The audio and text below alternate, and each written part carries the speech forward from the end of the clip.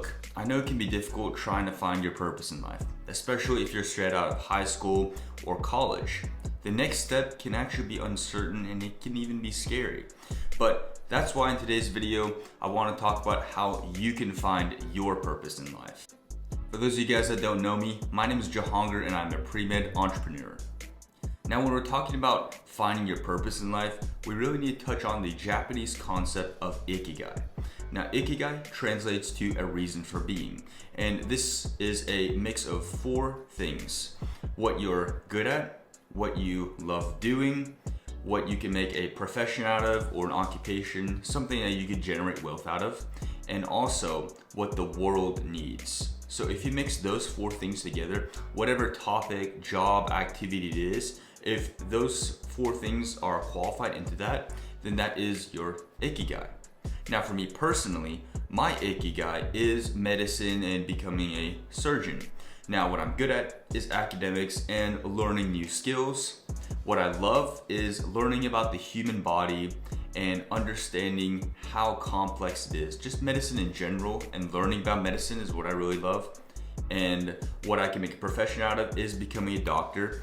And because I can generate wealth out of becoming a doctor, hopefully a surgeon in the future. And the world does need doctors. So my Ikigai fills in those 4 qualities, which is why medicine and becoming a doctor is my reason for being.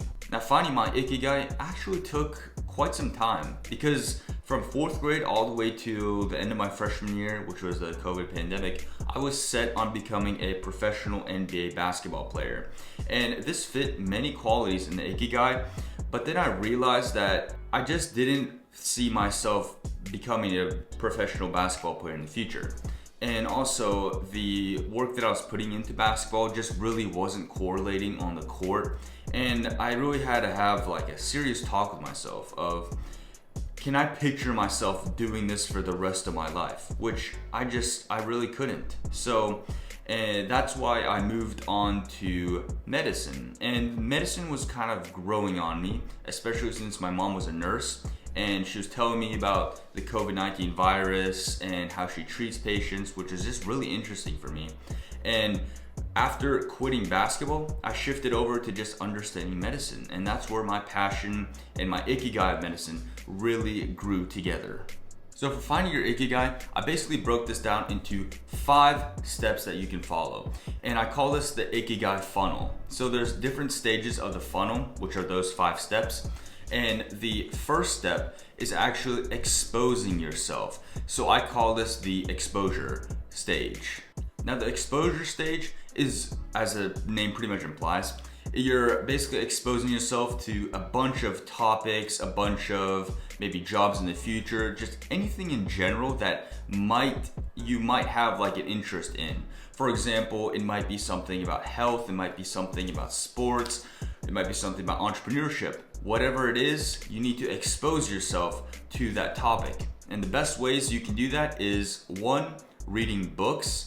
Reading books helps you get an insight on what that topic really is. For example, if you had like a little bit of interest in preventative medicine and understanding like nutrition and whatnot, you could pick up a book at the library and just start reading that and see if that's something that invokes your interest. Or if you are really into business and you want to start your own business and it's just in your back of your mind, just thinking about it, go ahead and maybe get a book about entrepreneurship. And if you're a visual learner like me, you also want to maybe watch some TV shows, movies, or even some YouTube videos, just media in general that is close around to that interest that you have. That could be a potential Ikigai. So for example, for me personally, during the COVID pandemic, since Netflix watching services and just Netflix in general and just binge watching TV shows was a big thing because we couldn't really do anything else. So my friend actually recommended me Grey's Anatomy, also House and Good Doctor, and I started watching those shows. And as a disclaimer, they are dramatized and they're made for entertainment, but it was just a part of just Grey's Anatomy. I don't know about it, but it was just a surgeon's life where I just really could see myself as being a surgeon. And yes, it is dramatized, and it's actually that would actually be funny if I just went to my medical school application. I said, and they asked me, so Jahangir, why do you want to become a doctor? Well, I think it's because of Grey's Anatomy, because I really love Grey's Anatomy. Yeah, that would not fly at all. But if you guys are wondering, my favorite character is Derek Shepherd. But nevertheless, it was just watching Grey's Anatomy and Dr. House and The Good Doctor. It just kind of exposed me to what medicine kind of looks like. So this exposure part is just dipping your toes in the water of what that Ikigai might be. Okay, so now you've moved from the exposure stage, and now the second stage is building the world around your Ikigai. I also call this the live, eat, and breathe your Ikigai. And that's kind of an extreme way of saying it, but building your world comes down to the minute details all the way till building your system.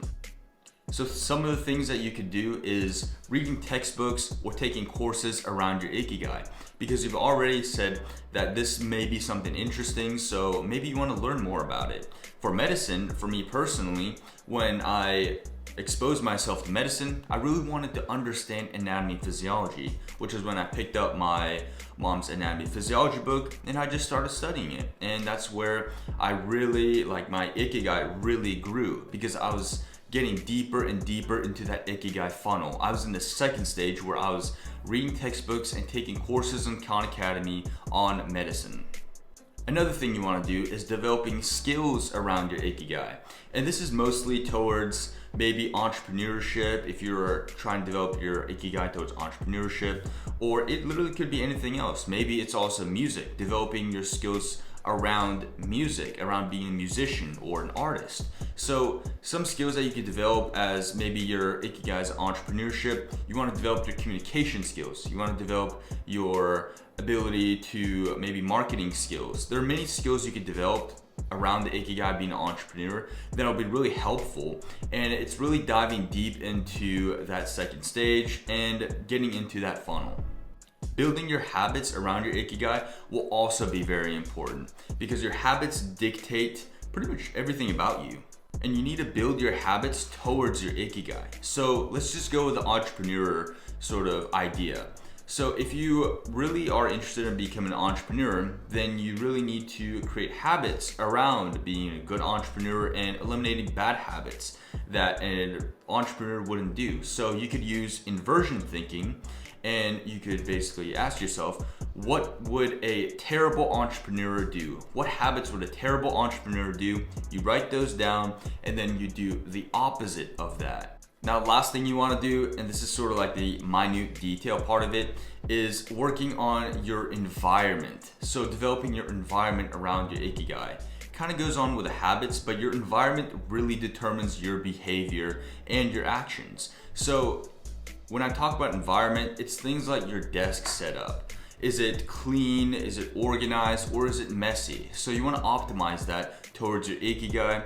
You also want to create an environment and have like a friend group that actually promotes your Ikigai. Maybe you have a friend group like some pre-meds, because your Ikigai is medicine, so you have some pre-med friends that are really devoted towards becoming doctors, and that's your environment because you've created an environment around your Ikigai. Or it's things like if you're an entrepreneur, then you want to have a friend circle, you want to have your desk set up, you want to have maybe even your meals optimized towards becoming an entrepreneur, towards the entrepreneurial Ikigai. Now let's talk about stage 3, which is building something around your Ikigai. So what do I mean about building something around your Ikigai? Well, this is when the entrepreneur side of myself comes into play, because I usually think of myself as a pre-med entrepreneur. So I got the pre-med side of me that wants to become a doctor, and the entrepreneurial side of myself that really wants to help my businesses grow, and hopefully in the future I can pay for medical school and not be in debt. So what I mean by building something is you can build a company or some sort of business, maybe even a nonprofit or a YouTube channel or podcast, or just anything that you want to build that will nurture your Ikigai. You could even do some side hustles around your Ikigai. For example, if we go back to the medicine one, you could be a scribe, a temporary scribe. Just get some experience as becoming a scribe. If you're an entrepreneur, then you already know you need to build something. But let's just say your Ikigai was maybe teaching, or you wanted to be a teacher in the future because you love teaching students. Well, one of the things you could do is starting your own tutoring company, or you could also maybe shadow some teachers if you're someone young like me coming out of high school, and if you're just coming out of college, maybe you'd want to see if there's any opportunities around the area. So it's things like that, just building on top of that Ikigai. So this is diving deeper into your Ikigai, because this is where you actually commit towards your reason for being. So that's stage 3.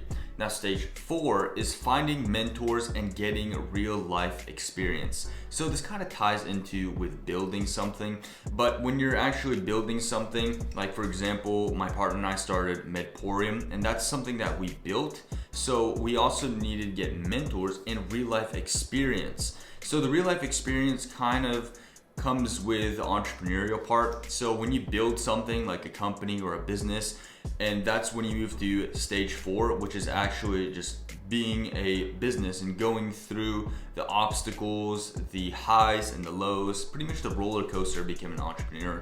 But for mentors, you really want to find people that are around your Ikigai. So if we go back to the medicine one, that would be like shadowing surgeons, which is what I did during the summer, because I really wanted to understand what a real life surgeon does. What are the responsibilities of a surgeon? Because at first I was influenced by Grey's Anatomy, seeing what that surgical drama life looked like. But then I got that real life experience by real life surgeons. And I actually got to go to OR and see many procedures. And that's when I fully committed myself. I mean, third stage, it was already full commitment, but looking at this life of a surgeon and all the operations they go to, I just knew I wanted to become a surgeon. So getting that real life experience is really helpful towards solidifying that this is what you want to do. And the 5th and final stage is nurturing your Ikigai. So once you get to the 5th stage, that's when you're already set. You're already down in the funnel where this is your reason for being. You finally found what your purpose in life is. Now, when I'm talking about nurturing your Ikigai, this is me saying that you need to have tunnel vision and you need to eliminate any distractions that are not part of your Ikigai. So these are things like creating short-term, long-term goals for yourself, just having that as reference, but most importantly, creating that system so you have a solid system that helps nurture your Ikigai and gets you towards your goals. For example, if you wanted to become an entrepreneur and you're already in the 5th stage of the Ikigai funnel, then these are things like having your system, waking up and sleeping at the same time, working out at the same time, optimizing your time so then you have enough time for work and also for other things like family time. So I hope this video was helpful to you in finding your Ikigai, because I know finding your purpose in life can actually be very difficult and sort of intimidating. But once you find that, life actually becomes easier, which is such a crazy thing.